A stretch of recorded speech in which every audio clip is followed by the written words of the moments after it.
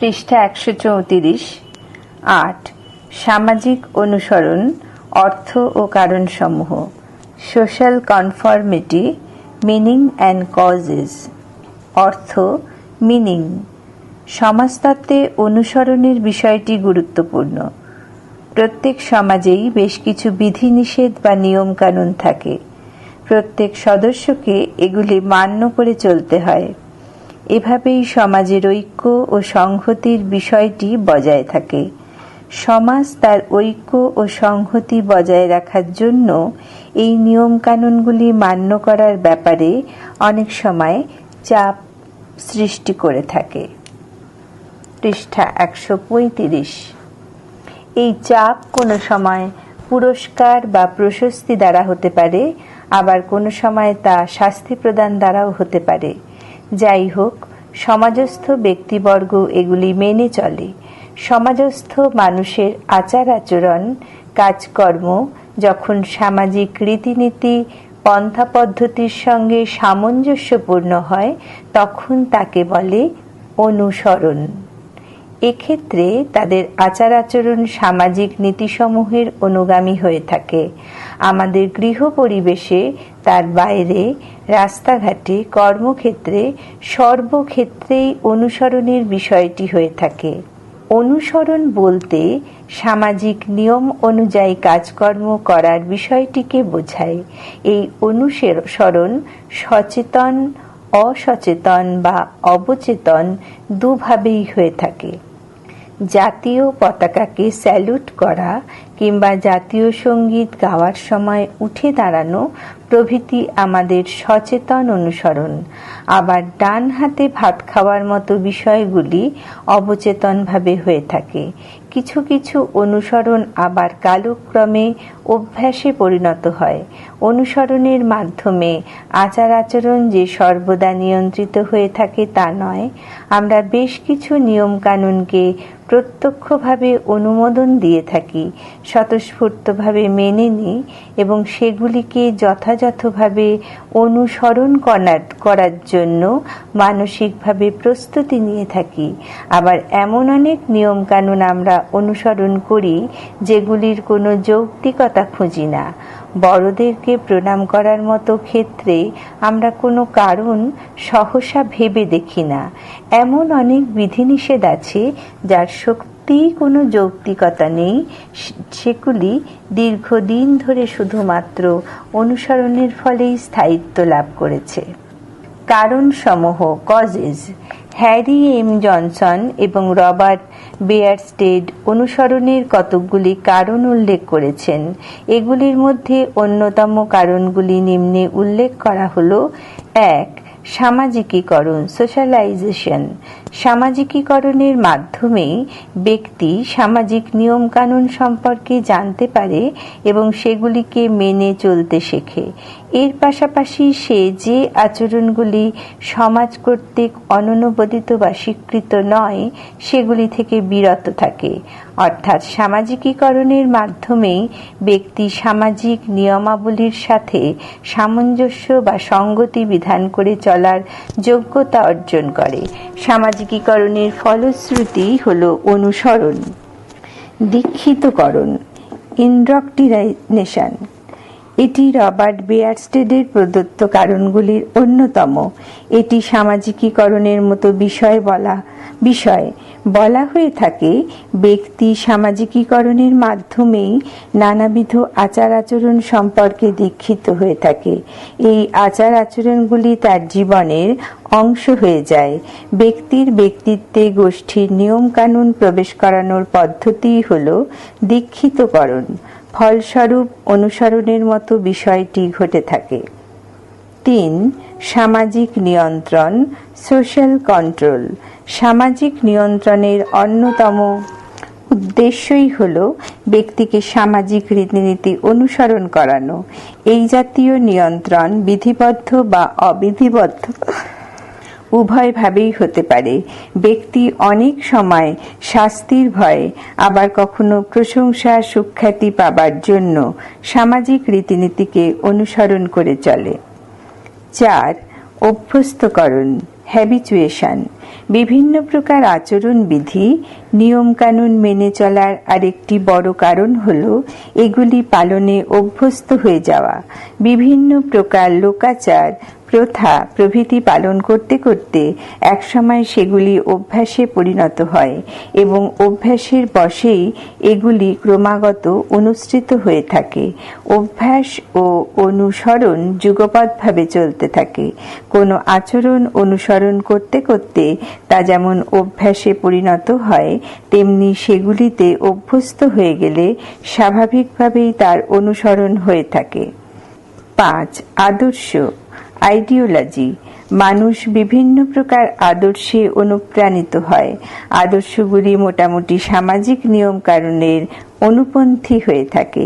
স্বাভাবিকভাবেই মানুষ আদর্শ থেকে যেমন অনুপ্রেরণা পায়, তেমনি অনুপ্রেরণা তাকে চালিত করে সামাজিক রীতিনীতি অনুসরণের জন্য। 6. উপযোগিতা, ইউটিলিটি। সমাজে নিয়মকানুনের উপযোগিতা সম্পর্কে দ্বিমতের অবকাশ নেই। ব্যক্তিবর্গ এই উপযোগিতা সম্পর্কে ওয়াকিবহাল হয়, অনুভব করে এগুলির প্রয়োজনীয়তা এবং এগুলি অনুসরণ করে। এমন অনেক নিয়মবিধি আছে যেগুলির প্রভূত উপকারিতা আছে, সেগুলি দীর্ঘস্থায়িত্ব লাভ করেছে। অন্যদিকে যেগুলির উপযোগিতা কম বা নেই, সেগুলি হয় স্বল্পকাল স্থায়ী হয়েছে বা বিলুপ্ত হয়েছে।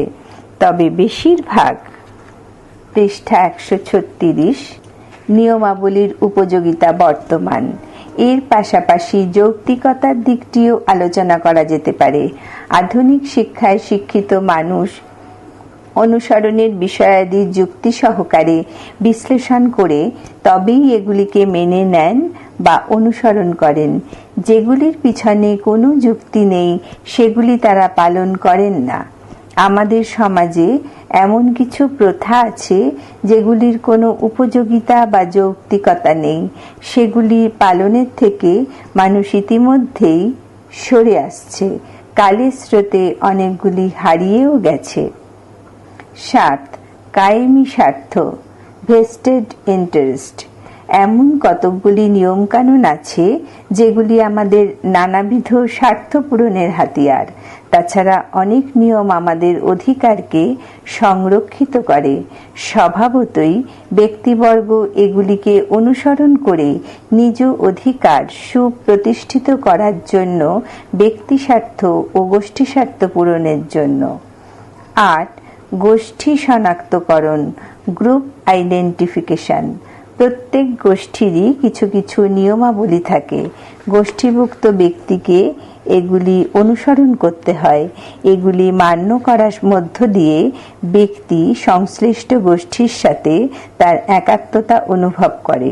অনুসরণের মাধ্যমেই আমরা কোন গোষ্ঠীর সদস্য তা শনাক্ত করা সম্ভব হয়।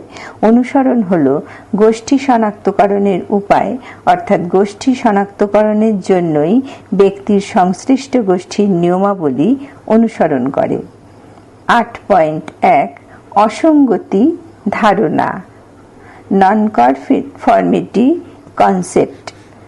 অনুসরণ বলতে সামাজিক রীতিনীতির সাথে সমাজস্থ ব্যক্তিবর্গের কাজকর্ম ও আচার ব্যবহারের সঙ্গতি সাধনকে বোঝায়।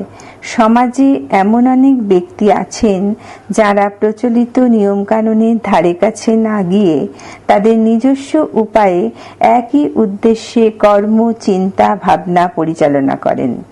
এরা উদাসীন, রক্ষণশীল ও স্থিতিশীল এবং সামাজিক রীতিনীতির সাথে সহমত পোষণ করেন। তবে এদের এ ধরনের চিন্তা ভাবনা বা আচরণ বিচ্যুত ব্যবহার বা বিপজ্জনক নয়, বরং বলা যায় এরা বৃহত্তর সংস্কৃতির মধ্যে থেকেও নিজ নিজ উপসংস্কৃতির লালন পালনে বিশ্বাসী। স্বভাবতই খোলা চোখে এদেরকে অসঙ্গত আচরণকারী বা ননকনফর্মিস্ট বলা হয়। এই ব্যক্তিগণ নিজেদেরকে প্রচলিত ধ্যান ধারণা, বিশ্বাস বা প্রতিষ্ঠিত আচার আচরণের মধ্যে বেঁধে রাখতে চান না। উদাহরণ হিসাবে বোহেমিয়ান বা লৌকিকতা বর্জিত ব্যক্তির কথা বলা যেতে পারে।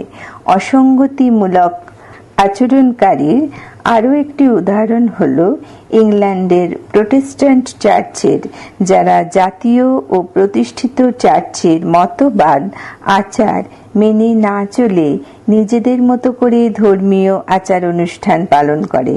তবে একথা সত্যি যে অধিক মাত্রায় অসঙ্গতিমূলক আচরণ বা চিন্তাভাবনা ক্রমে বিচ্যুতি, নৈরাজ্যবাদ, অপরাধ প্রবণতা প্রভৃতির দিকে ব্যক্তিকে চালিত করে। নন কনফর্মিটি উদাহরণ আমাদের দেশে আছে। এই ধরনের আচরণের সাথে সমাজ কল্যাণের বিষয়টি জড়িত ছিল। সতীদাহের বিরুদ্ধে রামমোহনের, বাল্য বিবাহের বিরুদ্ধে বিদ্যাসাগরের এবং বিধবা বিবাহের বিরুদ্ধেও বিদ্যাসাগরের এবং স্বাধীনতা আন্দোলনের সময় বহু বিপ্লবীর আচরণ ছিল নন কনফর্মিটি। 8.2 সংজ্ঞা, প্রকারভেদ, ডিভাইন্স, ডেফিনেশন, টাইপস। সংজ্ঞা, ডেফিনেশন। বিচ্যুতি কথাটির সাধারণ অর্থ হল কিছু থেকে সরে আসা বা তার থেকে স্খলন। সামাজিক রীতিনীতি থেকে সরে এসে ইচ্ছা খুশি আচার আচরণ করা, অর্থাৎ সামাজিক নিয়মাবলীকে লঙ্ঘন করা, তার থেকে স্খলিত হওয়ার বিষয়টি হল বিচ্যুতি। সামাজিক রীতিনীতি বহির্ভূত, সামাজিক রীতি বিরুদ্ধ, অননুমোদিত বা অস্বীকৃত আচার আচরণ করার বিষয়টি হল বিচ্যুতি। এ জাতীয় আচার ব্যবহার হল বিচ্যুত ব্যবহার। বিচ্যুত ব্যবহার স্বভাবতই সমাজ নির্দেশিত নয়, ফলে এগুলি সামাজিক শৃঙ্খলার পক্ষে ক্ষতিকারক। ফলে এই জাতীয় ব্যবহারকে সমাজে প্রশ্রয় না দিয়ে দমন করা হয়ে থাকে। সামাজিক বিচ্যুতি হল সামাজিক অনুসরণের বিপরীত বৈশিষ্ট্যবাহী। সমাজের প্রথাগত নিয়মাবলীর অনুসরণের ব্যর্থতাই হল বিচ্যুতি, অর্থাৎ সমাজের নিয়ম নীতির অনুসরণ না করাই হল বিচ্যুতি। সমাজের প্রত্যাশিত বা মানের বিপরীত আচার আচরণই হল বিচ্যুতি। বিচ্যুতি হল এক প্রকার আচরণগত বিষয়। পৃষ্ঠা 137। যে আচরণ সমাজ স্বীকৃত মূল্যবোধ, রীতিনীতি, নিয়মকানুনের পরিপন্থী ও বিপরীত, যার দ্বারা সামাজিক শৃঙ্খলা বিনষ্ট হওয়ার সম্ভাবনা বর্তমান থাকে। কোনো ব্যক্তি সামাজিক নিয়মকানুনের পুরোপুরি অনুসরণকারী হতে পারে না, কারণ সমাজের প্রতিটি ক্ষেত্রে অসংখ্য নিয়মাবলী আছে। সেগুলির প্রত্যেকটির যথাযথ পালন একজন ব্যক্তির ক্ষেত্রে সম্ভব নয়। কোথাও না কোথাও তার সামান্যতর হলেও বিচ্যুতি ঘটবে। সাধারণত সমাজস্থ ব্যক্তিবর্গ বেশিরভাগ নিয়মকানুনের অনুসরণকারী হয়ে থাকে। কিছু কিছু ক্ষেত্রে ব্যক্তি স্বার্থ পূরণের জন্য, পারিপার্শ্বিক অবস্থার পরিপ্রেক্ষিতে কিংবা পরিস্থিতির চাপে, আবার কখনো স্বভাবদোষে বিচ্যুত ব্যবহার করে ফেলে।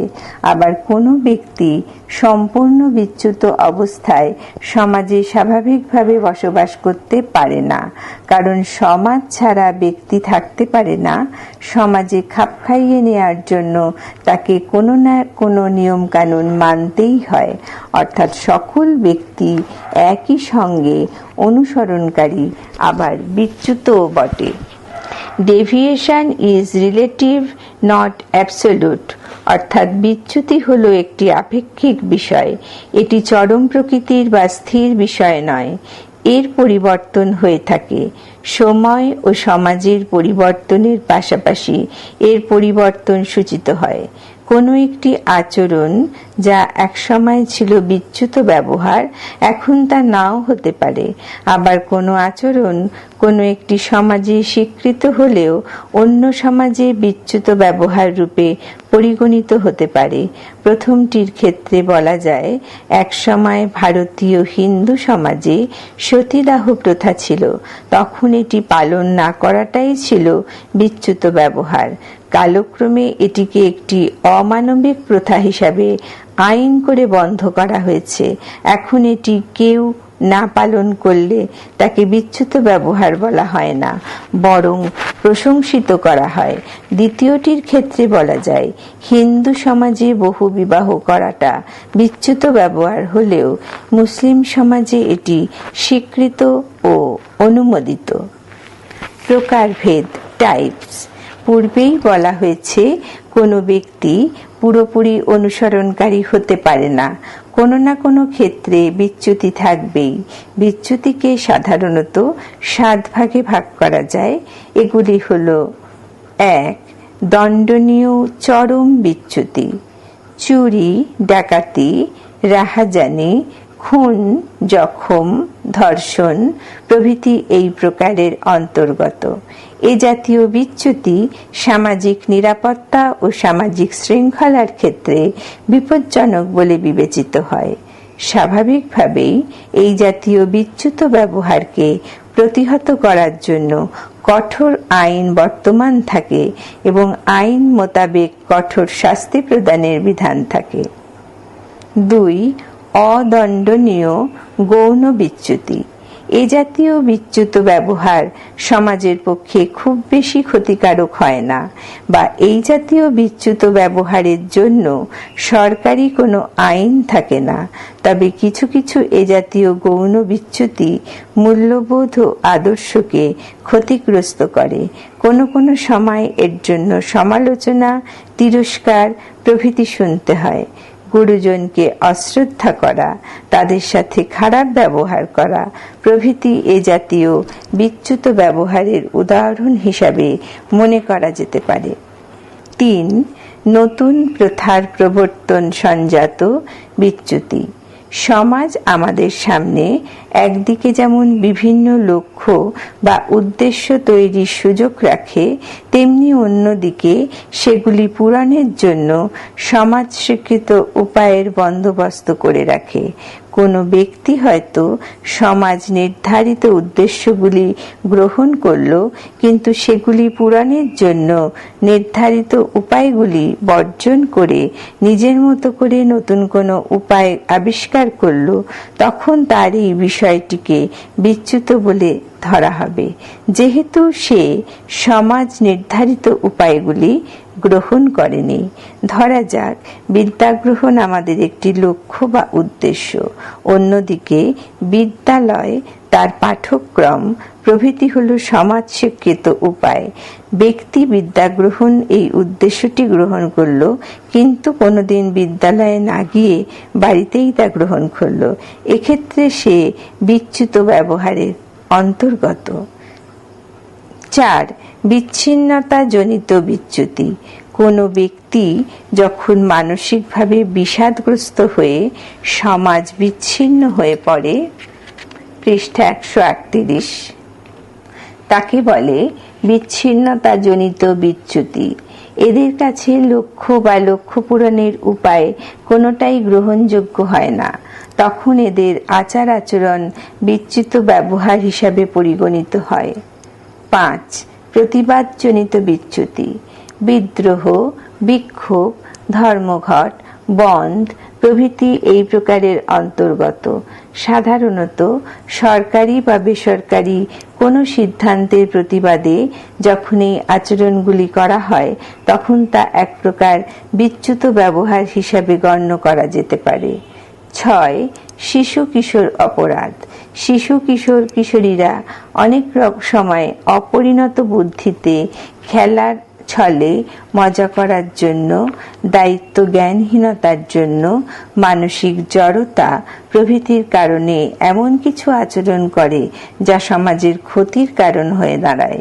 এক্ষেত্রে তাদের ব্যবহার ছিল বিচ্যুত ব্যবহার। এ জাতীয় অবস্থায় শিশু বা কিশোর কিশোরীদের চরম শাস্তি না দিয়ে সংশোধনাগারে বা কোনো হোমে বা আশ্রমে শুদ্ধিকরণের জন্য পাঠানো হয়।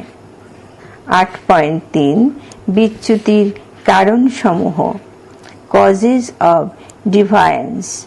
বিচ্যুতির কারণ প্রসঙ্গে হ্যারি এম জনসন যে বিষয়গুলি উল্লেখ করেছেন সেগুলির মধ্যে অন্যতম হল 1. ত্রুটিপূর্ণ সামাজিকীকরণ। কোনো ব্যক্তির সামাজিকীকরণ যদি ঠিকমতো না হয় তবে তার আচার ব্যবহারে বিচ্যুতি দেখা দিতে পারে। সাধারণত সমাজ স্বীকৃত রীতিনীতি, আচার ব্যবহার সম্পর্কে শিশুকে শিক্ষা প্রদানই সামাজিকীকরণের মুখ্য উদ্দেশ্য। সেই জায়গায় শিশু যদি কুশিক্ষা পায়, যার দ্বারা সে সমাজের পরিপন্থী আচরণ করতে শেখে, তবে তার আচার ব্যবহার স্বাভাবিকভাবে বিচ্যুত হবে। 2. দুর্বল স্যাংশন। স্যাংশন শব্দ বলতে বোঝায় কোনো সমাজে আইন বা চুক্তি লঙ্ঘনের বা পালনের জন্য যে শাস্তি বা পুরস্কার দেয়া হয় তাকে। যদি দেখা যায় কোনো সমাজে শাস্তি বা পুরস্কার প্রদানের বিষয়টি দুর্বল প্রকৃতির, তবে সেখানে বিচ্যুতির সম্ভাবনা বেশি। 3. দুর্বল প্রয়োগ। আইন লঙ্ঘনের শাস্তির দিকটা হয়তো ঠিক আছে, কিন্তু তার প্রয়োগের দিকটি যদি দুর্বল হয় তবে বিচ্যুত ব্যবহার ঘটে থাকে। যেমন ট্রাফিক আইন বিষয়টি কড়াকড়ি থাকলেও তার প্রয়োগে বিষয়টি দুর্বল বলেই ট্রাফিকের ক্ষেত্রে বহু বিচ্যুত ব্যবহার দেখা যায়। 4. বিচ্যুত ব্যবহারকারীর যুক্তি প্রদান। অনেক ব্যক্তি বিচ্যুত ব্যবহার করার পর বিবেকের দংশন এড়াতে নিজের মনে মনে এমন কিছু কিছু যুক্তি খাড়া করেন যার দ্বারা সে মানসিক যন্ত্রণা থেকে রেহাই পায় এবং তার বিচ্যুত ব্যবহার পরবর্তীকালে স্থায়িত্ব পায়। যেমন, আমি নিজে করিনি, অন্যেরা বলেছে বলে করেছি, কিংবা এমন কিছু অপরাধ করিনি, এরকম অনেকেই করে জাতীয় কথাবার্তা এই যুক্তি প্রদানের উদাহরণ। 5. দুর্নীতিগ্রস্ত বা পক্ষপাত দুষ্ট বলবৎকরণ। আইন যদি পক্ষপাত দুষ্ট বা প্রশাসন যদি দুর্নীতিগ্রস্ত হয়, স্বাভাবিকভাবেই লোকে এর প্রতি শ্রদ্ধা হারিয়ে ফেলে ও সেক্ষেত্রে এগুলি না মেনে চলার প্রবণতা তৈরি হয়। 6. সামাজিক নিয়ন্ত্রণের মাধ্যমগুলির পারস্পরিক বিরোধিতা বা উভয়বলতা। সামাজিক নিয়ন্ত্রণের মাধ্যমগুলি কোনো কোনো বিষয়কে কেন্দ্র করে বিপরীতমুখী প্রতিক্রিয়া সৃষ্টি করে। সতীদাহ আইনের চোখে বিচ্যুত ব্যবহার হলেও ধর্ম বা প্রথার দৃষ্টিতে এটি বিচ্যুত নয়। এই জাতীয় পারস্পরিক বিরোধিতার ফাঁক গলে অনেকে বিচ্যুত ব্যবহার করে থাকেন। 7. বিচ্যুত উপসংস্কৃতির সহযোগিতা। বিচ্যুত ব্যক্তিবর্গের নিয়মকানুনকে বলা হয় বিচ্যুত উপসংস্কৃতি। যখন একাধিক বিচ্যুত ব্যবহারকারী একত্রে থেকে একটি উপসংস্কৃতি গড়ে তোলে, তখন একে অপরকে বিচ্যুত আচরণের জন্য সহযোগিতা করে থাকে। কোনো কোনো সময় একজন দুঃসাহসী কোনো বিচ্যুত ব্যবহারের জন্য অন্যরা তাকে পুরস্কৃত বা প্রশংসিত করে, তাকে অনুরূপ ব্যবহারে অনুপ্রাণিত করে। 8. বিচ্যুত গোষ্ঠীর প্রতি আনুগত্যের মানসিকতা। যখন কোনো ব্যক্তি, পৃষ্ঠা 139, কোনো বিচ্যুত গোষ্ঠীর সদস্য হয়, তখন তার প্রতি সেই ব্যক্তির একটি স্বাভাবিক আনুগত্য জন্মায়। সে অন্যদের সাথে বিশ্বাসঘাতকতা করে না, এভাবেই তার বিচ্যুত আচরণ স্থায়িত্ব পায়। 9. নিয়মাবলীর অনির্দিষ্ট পরিসীমা। মূল্যবোধের সাথে জড়িত নিয়মাবলীর নির্দিষ্ট পরিসীমা না থাকাটা বিচ্যুত ব্যবহারের জন্ম দেয়। কোনো ব্যক্তি কটুবাক্য প্রয়োগ করে তার বাকস্বাধীনতা প্রকাশ করতে পারে, আবার কোনো ব্যক্তি রাস্তায় মাতলামি করে তার স্বাধীনতা প্রকাশ করতে পারে। এখানে কোনটা স্বাধীনতা আর কোনটা অনিয়ম তা ঠিক পরিষ্কার থাকে না। 10. গোপনে সংগঠিত বিচ্যুত ব্যবহার। এমন কিছু কিছু ব্যবহার যা বিচ্যুত, সেগুলি গোপনে হওয়ার ফলে আইন ঠিকমতো তার ভূমিকা পালন করতে পারে না, ফলে এগুলি উত্তরোত্তর বৃদ্ধি পায়। জনসন প্রদত্ত উপরোক্ত কারণগুলি ছাড়াও সামাজিক বিচ্যুতির আরও যে কারণগুলি নির্দেশ করা হয়েছে সেগুলি হল: 1. মানুষের স্বাভাবিক প্রবৃত্তি। কোনো ব্যক্তির স্বাভাবিক প্রবৃত্তি হল বিচ্যুত ব্যবহার করা। এ প্রসঙ্গে দার্শনিক টমাস হবসের কথা মনে করা যেতে পারে। তিনি তার লেভিয়াতান গ্রন্থে বলেছেন, চরিত্রগত বিচারে মানুষ হল স্বার্থপর, লোভী, ধূর্ত, শঠ, নির্দয়, আক্রমণমুখী। 2. শারীরিক গঠন। সমাজবিজ্ঞানী লোমরোসোর মতে যাদের গায়ের রং কালো, কান খর্বাকৃতি, কপাল বড়, থ্যাবড়া নাক, গায়ে অধিক লোম, তারা বেশি অপরাধ করে থাকেন। 3. অপরাধপ্রবণ সামাজিক পরিবেশ। ব্যক্তিত্ব গঠনে পরিবেশের ভূমিকা সম্পর্কে আমরা আগেই জেনেছি। সামাজিক পরিবেশ যদি অপরাধপ্রবণ হয় তবে সেখানে বেড়ে ওঠা শিশুর মধ্যে দুষ্ক্রিয়তার প্রবল সম্ভাবনা থাকে। 4. ধর্মীয় অনুশাসন। এমন কিছু কিছু ধর্মীয় অনুশাসন আছে যেগুলি আপাত দৃষ্টিতে বিচ্যুত তো বটেই, অমানবিকও বটে, তাও ব্যক্তি এগুলিকে ধর্মের দোহাই দিয়ে পালন করতে পারে। 5. কুসংস্কার। আমাদের মনে অনেক কুসংস্কার আছে যার বর্ষবর্তী হয়ে অনেক বিচ্যুত ব্যবহার করে থাকি, যেমন গঙ্গায় শিশু সন্তান বিসর্জন, নরবলি বা ছাগ বলি প্রভৃতি। 6. মানসিক প্রতিবন্ধকতা। জীবন যুদ্ধে অসফল, অক্ষমতা, বিশেষ কোনো দুঃখজনক ঘটনা আমাদের মানসিক ভারসাম্যকে নষ্ট করে দেয়। এর ফলে আমরা অনেক সময় বিচ্যুত ব্যবহার করে থাকি। 7. নিঃসঙ্গতা ও বিচ্ছিন্নতা বোধ। ডুরখেইম ও মার্কোসের বিশ্লেষিত দুটি বিষয়ও মানুষকে বিপথে চালিত করতে পারে এবং তার থেকে জন্ম নিতে পারে বহু বিচ্যুত ব্যবহার। 8. সামাজিক মূল্যবোধের অবক্ষয়।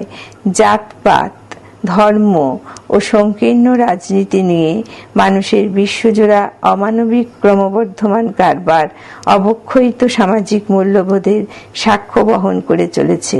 এইগুলি বিশ্লেষণ করে দেখলে অসংখ্য বিচ্যুত ব্যবহার বেরিয়ে পড়ে।